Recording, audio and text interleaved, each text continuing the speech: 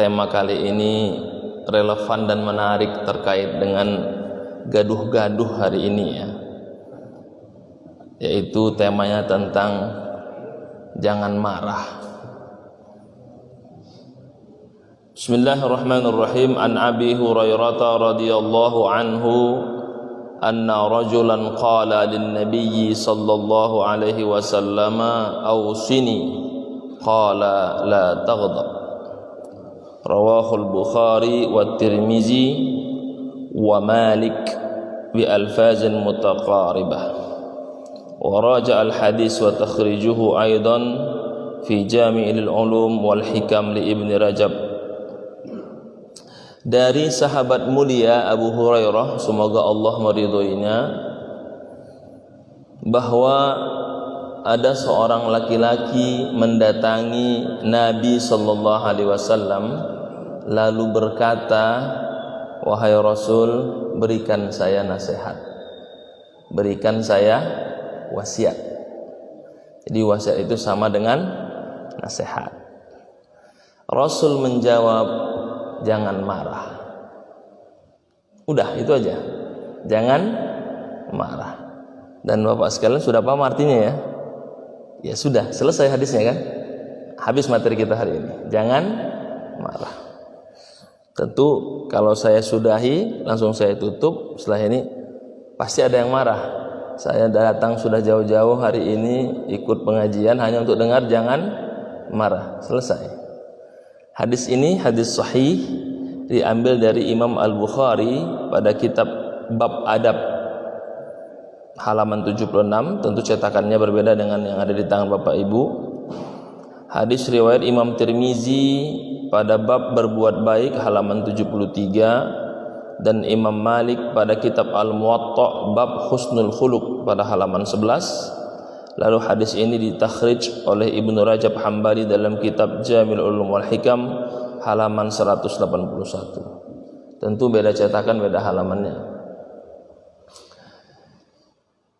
Hadis ini oleh pengarang kitab ini menguraikan makna hadis ini dengan begitu luar biasa. Apa kata beliau? Hadhil wasiyah hakimatun balighah sadarat min hakimin tafajjarat min qalbihi yanabi'ul hikmah fartawa biha tullabuha wa 'ashu 'alaiha hayatan tayyibah ba'idan an mawatin syarri wa an asbabihi wa dawafi'ihi. Kata pengarang ini, Syekh Muhammad Bakar Ismail, ketika mengomentari hadis ini, dan hadisnya sedikit tapi penjelasannya banyak. Kata beliau, ini wasiat yang luar biasa, sederhana tapi mengandung makna yang sangat mendalam.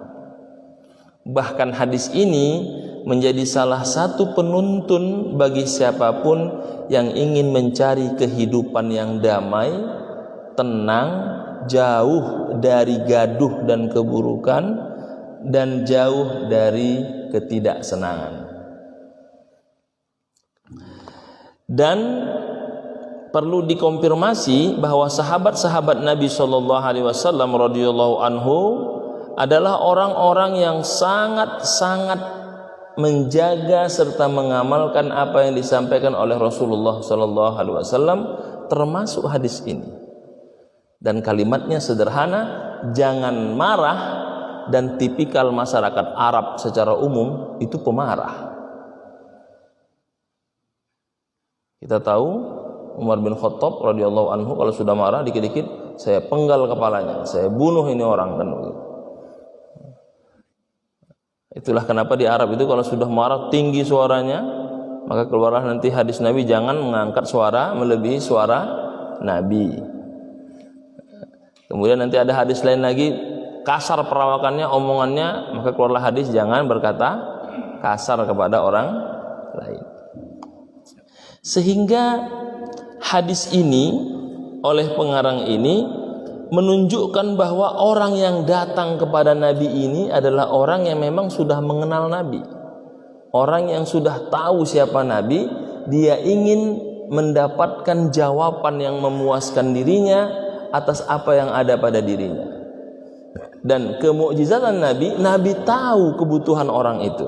Sehingga Nabi disebut sebagai apa? Dokternya para dokter, mampu mendiagnosa penyakit sahabat yang datang kepadanya, lalu bisa memberikan resep obat yang sesuai dengan kebutuhan yang bertanya. Itulah kenapa dalam berbagai hadis yang lain Rasul memberi jawaban yang berbeda-beda. Diberikan di sini contohnya. Pertama, ada orang datang kepada Rasul, tipenya suka berbohong. Maka apa jawaban Rasul? Ya Rasul, berikan saya nasihat. Jawaban Rasul, la takdzib, jangan berbohong. Lalu datang lagi orang lain, orang ini suka sekali menghina orang, merendahkan orang. Lalu ya Rasul, berikan saya nasihat. Jawaban Rasul, la tasubbanna ahadan, jangan engkau menghina atau mencerca orang lain.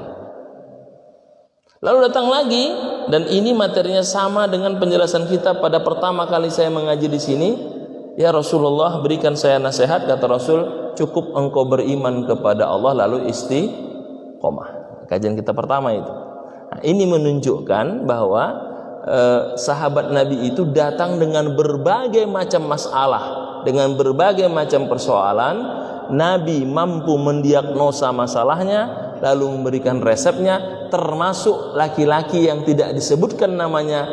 Ini tipikal orangnya temperamental. Lalu datang kepada Nabi, ya Rasulullah, berikan saya nasihat. Rasul menjawab, jangan marah. Lalu pengarang ini memberikan penjelasan. Marah itu adalah bencana yang sangat besar, karena dari marah itu kejahatan akan banyak muncul. Lalu Rasul ingin memberikan nasihat kepada orang ini, nasihat yang sederhana tapi mungkin berat untuk dia lakukan dan konsisten. Apa itu? Bahwa marah itu tidak mendatangkan kebaikan sedikit pun, dan meninggalkannya itu malah mendatangkan keselamatan dan kenyamanan dalam hidup. Yang kedua, Rasul ingin juga menjelaskan bahwa marah itu tidak memberikan apapun manfaatnya, tapi memberikan efek serta keburukan bagi orang yang melakukan dan orang yang mendapatkan dampaknya. Nah, ini penjelasan pengarang kitab ini terkait hadis Rasul yang sangat sederhana tapi simpel, kalimatnya jangan marah. Lalu para ulama menjelaskan marah seperti apa yang sebenarnya dilarang. Apakah tidak ada marah yang dibolehkan? Kan itu pertanyaannya. Lalu ulama mengatakan marah pada tempatnya itu dibolehkan. Marah pada tempatnya itu dibolehkan. Yang tidak dibolehkan adalah marah bukan pada tempatnya. Yang kedua, atau marah pada tempatnya tapi melewati batasnya. Nah, mari kita uraikan penjelasan para ulama terkait definisi marah ini. Yang pertama, marah pada tempatnya. Digambarkan di sini bahwa Rasulullah Shallallahu Alaihi Wasallam juga marah, dan kemarahan Rasul itu adalah marah karena Allah, tapi tidak menjadikan yang batil menjadi hak atau yang hak menjadi batil. Apa kata sabda Rasul dalam salah satu hadisnya diriwayatkan dari Imam Abu Daud? Rasulullah bersabda, innama ana basyarun, sesungguhnya aku ini manusia seperti kalian. Arda kama yurdil basyar, aku ridha, senang sebagaimana manusia senang. Wa aghdabu kama yaghdabul basyar, dan aku marah sebagaimana manusia marah. Rasul ingin katakan dia juga tidak bisa lepas dari marah.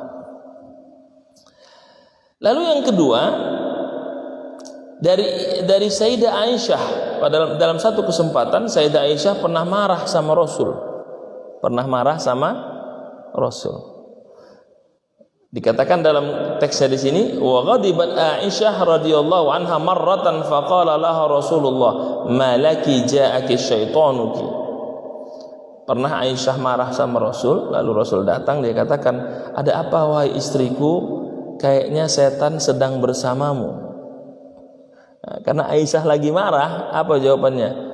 Kalau begitu, apakah engkau tidak punya setan juga? Kata Aisyah. Nah, ini lagi marah kan, kata Rasul, ada apa istriku, engkau lagi marah, kayaknya setan sedang nongkrong bersamamu. Nah, kata Aisyah, apakah engkau enggak punya setan juga Rasul?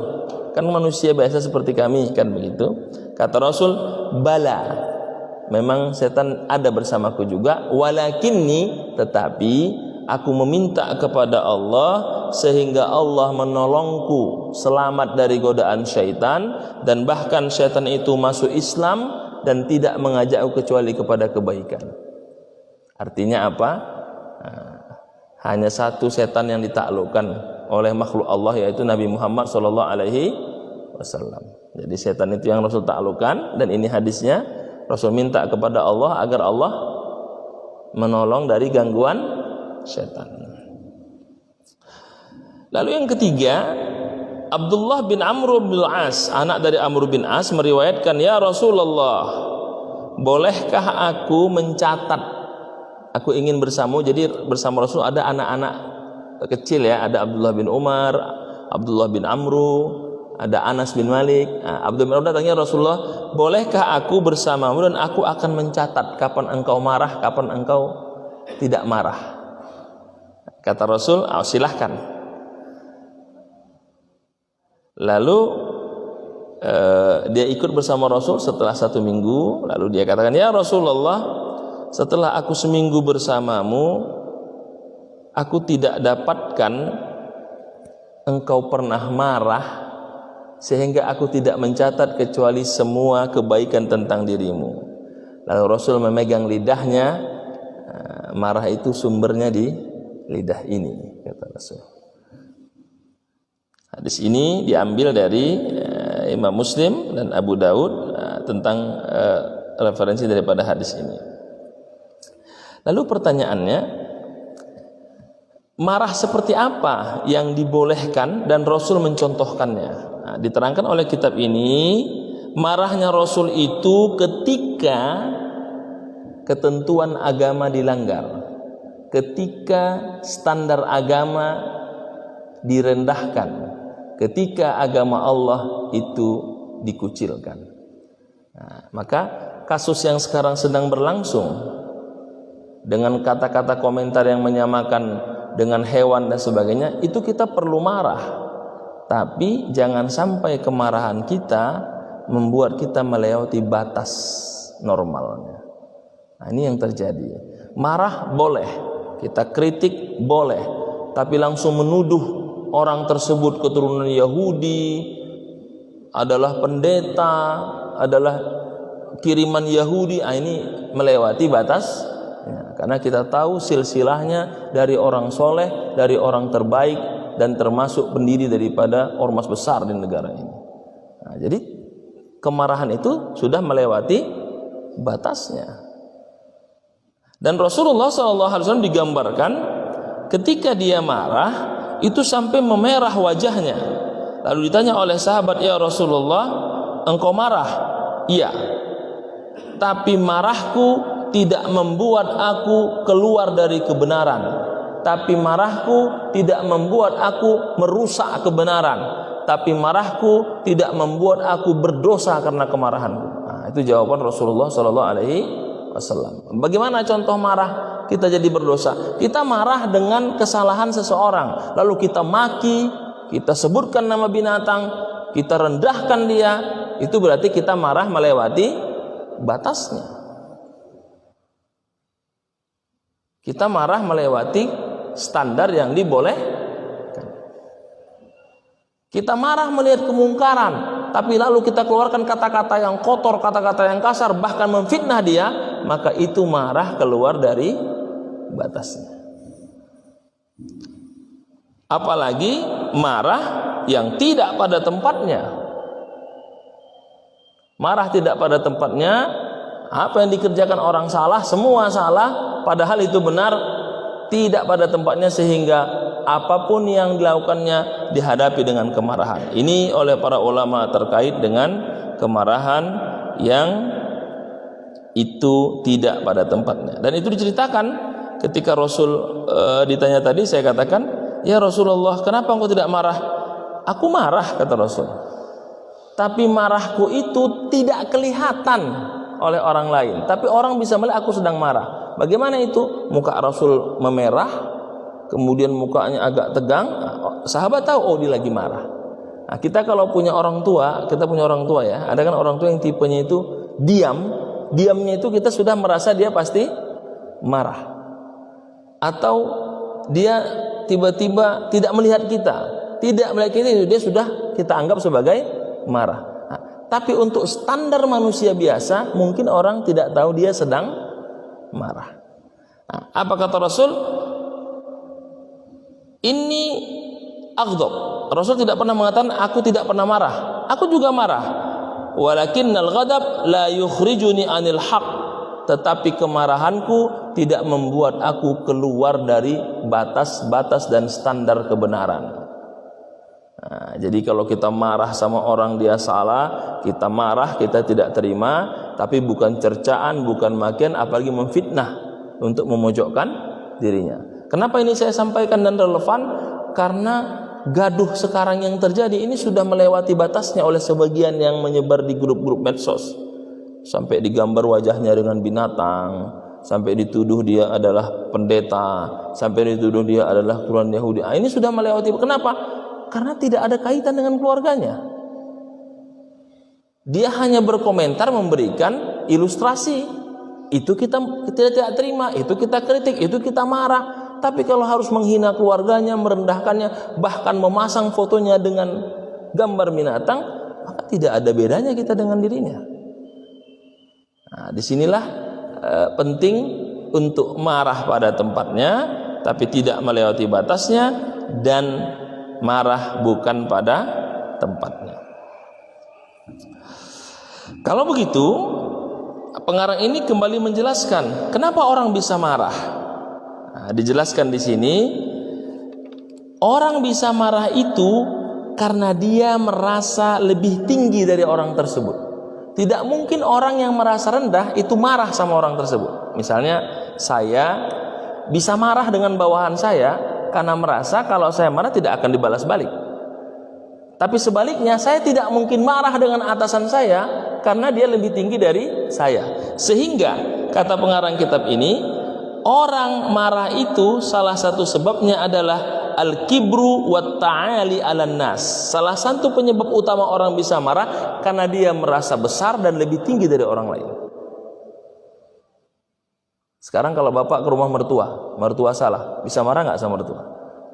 Enggak, karena kita lebih inferior kan? Nah, sekarang kita jadi mertua, mantu salah, kita bisa marah nggak? Karena kita lebih tinggi dari mantu kita. Nah, sehingga salah satu utama adalah marah itu muncul karena kita merasa lebih besar dan lebih tinggi dari orang lain. Itu yang pertama. Yang kedua, kenapa orang juga bisa marah? Karena dia merasa orang yang akan dimarahi tidak akan memberikan perlawanan. Yang kedua, karena yang dimarahi tidak akan bisa memberikan perlawanan. Itulah kenapa kalau ada yang anaknya sekolah di pesantren, di sekolah-sekolah lembaga penting, karena dia merasa sudah bayar mahal, dia merasa berani, dia bisa marahin itu sekolah. Tapi kalau dibalik sekolah itu elit, sekolah itu besar, dan dia masuknya setengah mati, dia pasti akan takut menyampaikan sambat. Paling bahasanya, tolong ya Pak ya, ini sekedar masukan, mohon jangan marah. Karena dia merasa orang yang akan dimarahi akan bisa memberikan perlawanan. Tapi kalau tidak bisa memberikan, dia akan marah itu. Udah saya bayar mahal ini, bapak pun bisa saya gaji. Kenapa bisi ini saya sampaikan? Saya pernah mengajar di pesantren, saya menemukan tipe-tipe orang seperti ini. Jadi kalau udah saking marahnya dia, bapak bisa saya gaji. Nah, itu karena dia merasa orangnya tidak akan memberikan perlawanan. Tapi ketika datang sama lebih besar, bahasanya tidak begitu. Tolong Pak, masukan kami diterima. Itu kedua, karena dia tahu orang tidak bisa memberikan perlawanan. Yang ketiga, kata pengarang ini, marah itu juga muncul karena memang menyimpan masa lalu dan dendam. Nah, ini yang terakhir inilah yang oleh para ulama, jangan sampai marah kita melewati batasnya. Karena sudah mendam, karena sudah penuh hati, karena sudah nggak tahan lagi, karena sudah nggak bisa menahan diri lagi, akhirnya terungkap semua, keluarlah semua kata-kata yang tidak ini, baru dikatakan, alhamdulillah Pak Ustadz, sudah plong saya sudah keluarkan semuanya. Nah, inilah kemarahan yang kata Rasul, la yukhrijuni anil haq, jangan sampai membuat kita keluar dari kebenaran. Lalu dijelaskan kembali bagaimana Rasul mencontohkan bisa menahan amarahnya. Nah, ini diceritakan, ada seorang Arab Badui datang ke Rasul. Ya Rasulullah, saya ingin diberikan derma. Lalu Rasul masuk ke rumahnya, dia keluar, dia berikan beberapa dirham. Kata Rasul, ahsantu ilaika, apakah aku telah berbuat baik? Nah, Rasul ingin menguji orang Arab Badui ini. Jadi dia minta derma, dikasih. Apakah aku telah jadi baik? Apa jawaban Arab Badui? Ma ahsanta wala ajmalta. Engkau belum berbuat baik, bahkan untuk basa-basi aja ini belum dihitung. Mendengar ini, berdiri Khalifah Umar, mau dia bunuh itu orang. Kata Rasul, jangan.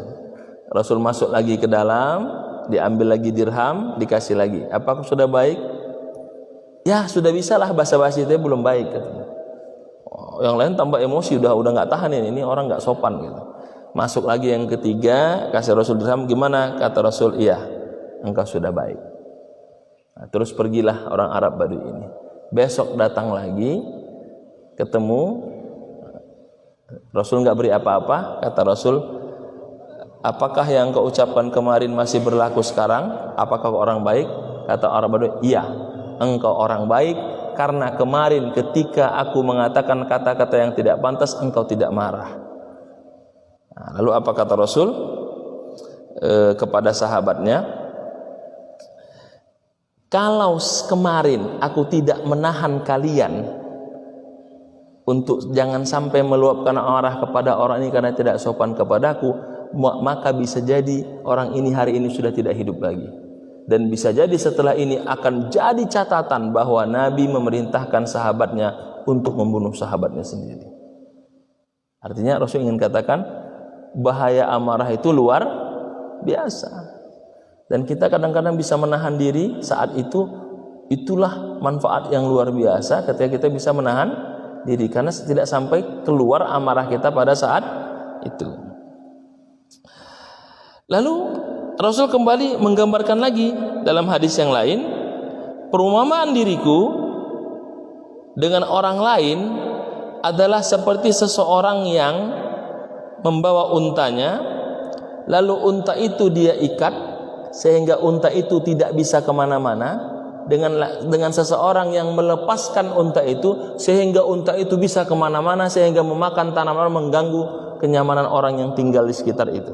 Kata Rasul, amarah juga sama seperti perumpamaan tadi. Kalau dikontrol, dia tidak mengganggu orang lain, tapi ketika tidak terkontrol, terlepas ikatannya, dia akan bisa mengganggu orang sekitarnya dan menimbulkan efek yang besar kepada orang lain. Bayangkan kalau unta dilepaskan, nggak diikat, dia akan memakan tanaman, merusak tanaman, masuk ke rumah warga, mengganggu orang lain. Begitulah amarah diumpamakan kalau tidak terkontrol. Dan marah ini, dan kita semua apalagi dari tipe-tipe temperamen, itu bisa menyasar semuanya. Hanya kadang-kadang kalau kita dulu waktu kecil tiba-tiba orang tua marah, semua salah. Kalau sudah datang marah, yang benar pun jadi salah, mau nanya pun dimarahin. Nah, itu bagaimana digambarkan seperti seekor unta yang tidak diikat, dia lepas, tidak terkendali. Dan orang kalau sudah marah akan sulit mengendalikan dirinya. Kemudian digambarkan lagi-lagi ini memberikan penjelasan tentang sesuatu yang sudah jelas. Apa kata Rasul dari Ibnu Mas'ud? Tahukah kalian siapakah orang yang paling kuat itu? Nah, sahabat menjawab, kami tahu ya Rasul, orang yang mampu mengalahkan dalam beradu gulat. Jadi pada masa itu gulat itu salah satu ketangkasan yang menguji untuk kuat atau tidak. Masa gulat dulu ya. Nah, apa kata Rasul? bukan itu orang yang kuat itu. Orang yang kuat itu adalah yamliku nafsahu indal ghadab, orang yang mampu menahan dirinya ketika marah. Hadis riwayat Imam Tirmizi. Jadi orang yang kuat secara besar itu, ketangkasan bulat itu ciri orang yang kuat. Bahkan dalam sebuah perang Mu'tah itu kan ada sahabat masih kecil, masih remaja, pengen ikut, kata Rasul, coba kalahkan dia, bergulat menang, bisa ikut kan begitu ya. Kata Rasul, bukan itu yang paling kuat, tapi orang yang bisa menahan dirinya ketika sedang marah. Lalu Rasul menyampaikan hadis yang panjang.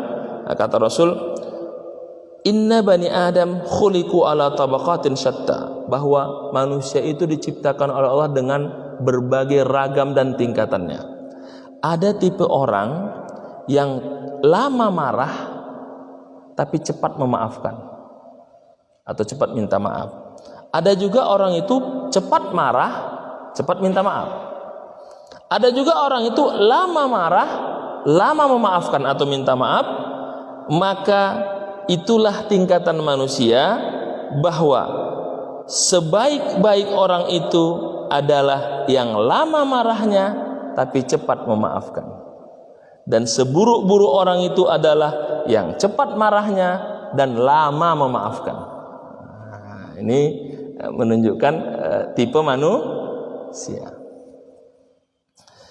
Dan orang itu ada yang bagus memutuskan sesuatu dan bagus menjalankan sesuatu.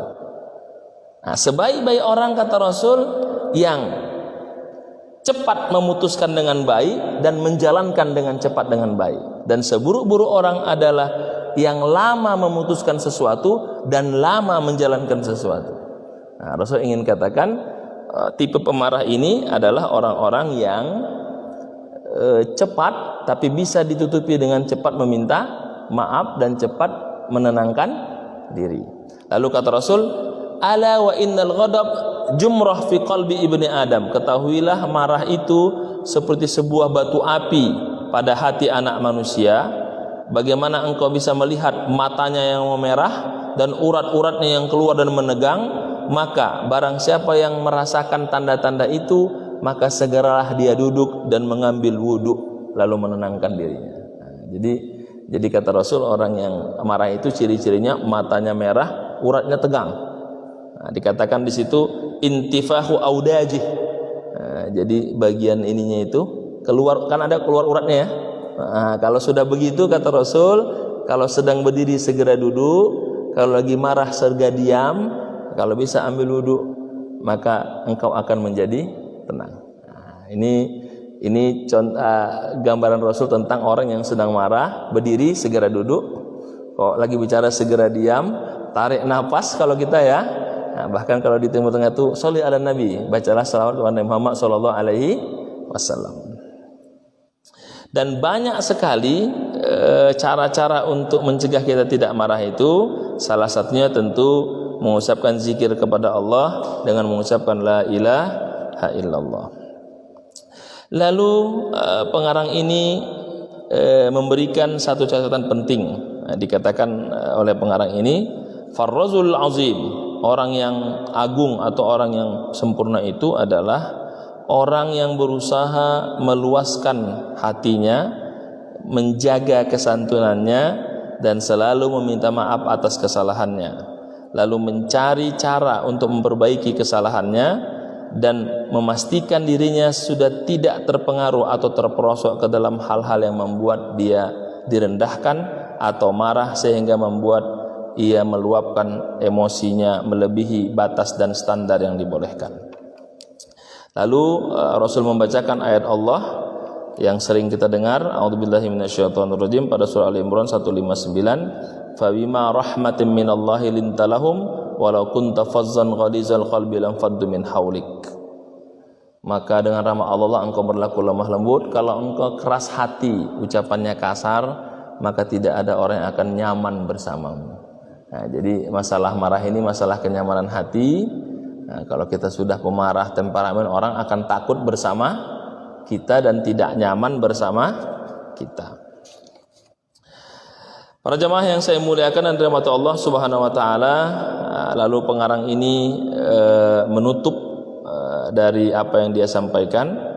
Dia katakan, aku telah banyak memberikan penjelasan-penjelasan yang penjelasannya tentu tidak terkait langsung dengan hadis ini karena hadisnya sudah dipahami, tapi aku ingin mengatakan bahwa ketika Rasulullah ditanya apa yang harus diberikan nasihat, kata Rasul, obat yang paling cepat agar engkau menjadi baik, obat yang paling cepat agar engkau diterima di tengah-tengah masyarakat, kata Rasul apa? Jangan marah. Kalau engkau bisa menahan amarah, kata pengarang kitab ini, engkau akan bisa berbaur dengan orang lain, engkau akan bisa bermuamalah dengan orang lain, dan engkau akan hidup nyaman, dan orang pun yang bersamamu juga akan nyaman. Maka inilah obat yang paling luar biasa yang Rasul berikan kepada sahabatnya terkait dengan permintaannya untuk diberikan wasiat. Lalu pengarang ini memberikan satu contoh, satu ayat terkait dengan marah ini apa? A'udzubillahi minasyaitonirrajim. Laqad kana lakum fi Rasulillah uswatun hasanah, bahwa Rasul menjadi tauladan kita bagaimana mengelola emosi supaya tidak keluar dari ketentuannya. Dan yang kedua, kita pasti akan marah, tapi marahnya jangan sampai membuat kita keluar dari batasan-batasan syariah. Nah, mudah-mudahan ini menjadi masukan kepada kita semua untuk bisa menahan diri, untuk tidak berkomentar yang tidak pantas. Kegaduhan hari ini sudah cukup luar biasa, sudah banyak masalah kita, maka pastikan jari kita juga tidak ikut-ikutan marah dengan men-share hal-hal yang tidak pantas. Kita menolak, iya. Kita marah, iya. Tapi kemarahannya, kata Rasul, jangan membuat kita keluar dari kebenaran, bahkan sampai memfitnah yang tidak ada referensi atau rujukannya. Waliyahzubillah. Saya kira itu, saya mohon masukan dari Bapak-Bapak sekalian. Mungkin ada pengalaman terkait dengan marah ini. Nanti kalau sudah, nanti saya akan berikan penutup. Saya juga punya kisah terkait dengan marah ini, bagaimana mengelola dan bagaimana kita selamat dari kemarahan yang membuat kita jatuh ke dalam godaan syaitan. Wa'alafu minkum. Assalamualaikum warahmatullahi wabarakatuh. Silakan Pak, ada yang mau tanya atau bercerita dulu? Silakan Pak. Waalaikumsalam warahmatullahi wabarakatuh.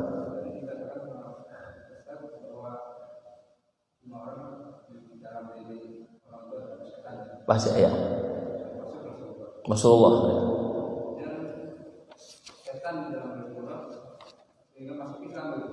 ya.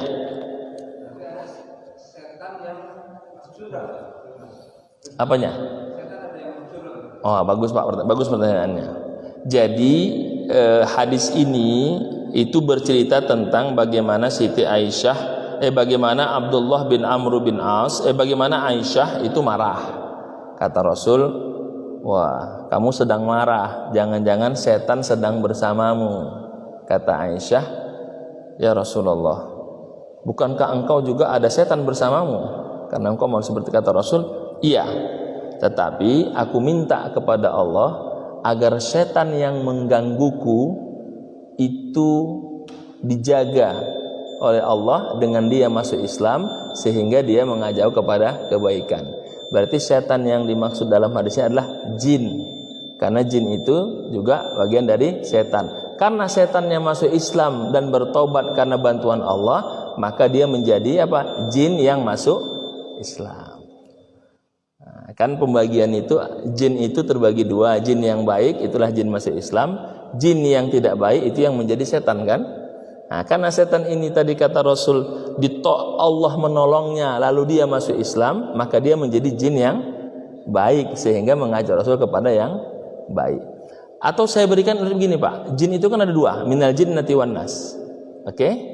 Bapak punya teman luar biasa bejatnya, lalu Bapak berhasil mengajaknya kepada kebaikan, dia jadi bejat jadi orang baik. Kira-kira Pak, Bapak punya teman bejat, tapi bisa Bapak ajak jadi insaf jadi orang baik. Kira-kira dia namanya tetap bejat atau jadi orang baik? Berubah kan? Nah, jadi Rasul ingin menggambarkan dia sebagai manusia, dia juga datang setan menggodanya. Tapi karena dia ada kekhususan seorang nabi, dia katakan, aku berdoa kepada Allah, Allah menolongku, lalu setan itu masuk Islam sehingga bisikannya kepadaku adalah bisikan kebaikan. Kenapa itu disebutkan di hadis ini? Karena ini bahaya nanti kalau orang salah paham, Rasul punya setan, dipotong aja. Nah, ini yang kalau ikut pengajian ngantuk dia. Nah, sampai sini, oh berarti kata Ustaz setan, Nabi punya setan. Nanti kalau Rasul bersabda, mungkin sabdanya ini ada setannya. Jadi masalah ini, makanya dijelaskan tadi, karena Allah memberikan khususiyah kepada dia sehingga setannya masuk. Artinya hadis ini ingin mengatakan Rasul seperti manusia biasa, tapi karena Allah memberikan dia hak istimewa, setan pun yang bersama dia masuk Islam. Sehingga ucapan Nabi pasti itu wahyu dari Allah Subhanahu wa taala. Sementara kita, apa hikmahnya dari kisah Aisyah tadi? Kita ada potensi setannya. Apa buktinya? Setelah Rasul meninggal, Aisyah ikut perang enggak? Ikut perang dalam perang Unta. Siapa yang dilawan Siti Aisyah? Khalifah Ali. Apakah Aisyah kurang baik? Baik. Istri Nabi? Iya. Tapi dia membela Muawiyah untuk melawan Khalifah Ali kan? Berarti hadis ini mengatakan selain Nabi, semua kita punya potensi digoda oleh setan, termasuk sahabat Nabi tadi. Nah, maka bagaimana menjaganya? Nah, kata Rasul apa? Dengan zikir kepada Allah, dengan perlunya apa? Wa tawasau bil haq wa tawasau bis sabar. Teman yang saling mengingatkan. Kita ini Pak lagi duduk begini nyantai di masjid ya, bisa masuk setan apa? Ngibahin orang. Nanya untuk memojokkan orang. Maksudnya, Pak Ustadz, apa hukumnya? Mata kita ke sebelah, mau nembak dia kan? Nah, datang teman, udah nggak usah tanya. Nah, itu berarti teman kita sedang menolong kita supaya tidak masuk setan. Artinya hadis ini menegaskan selain Nabi semua punya potensi digoda oleh setan. Dan buktinya setelah Rasul meninggal, sahabat perang. Lihat perang Siffin, perang Unta, fitnah-fitnah yang membunuh Khalifah Utsman, yang membunuh Khalifah Ali, itu kan fitnah semua itu. Artinya semua kita punya potensi diganggu oleh setan. Tinggal bagaimana cara kita menghindari godaan setan. Salah satu obatnya kata Rasul, pastikan engkau tidak marah agar setan tidak bisa masuk ke dalam kemarahanmu. Karena kemarahan itu pasti mendatangkan mudarat yang luar biasa. Kita marah benar saja itu bisa masuk setan. Bagaimana marah benar? Dia salah, kita nggak terima. Yang kasus sekarang kita marah, masuk setan kan? Menghina, memfitnah, nah, itu setan masuk itu. Atau bahasanya udah marah kita menolak kemungkaran di depan mata, ada maksiat kita tolak, masuk setan. Udah hancurkan, bunuh aja, bakar, itu kan setan itu. Udah jelas-jelas demonya damai nih, menolak kemungkaran, betul? Masuk setan.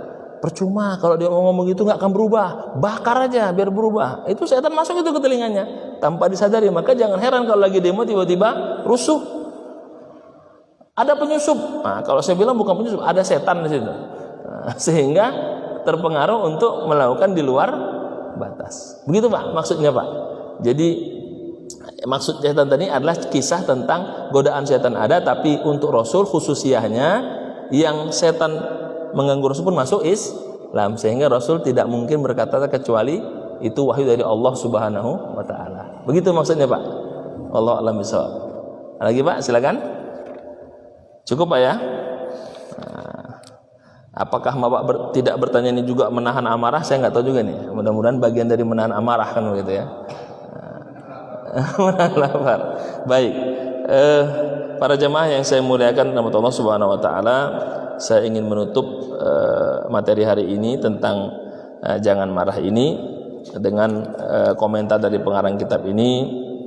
Dia ingin katakan bahwa manusia itu punya dua tipe nafsu.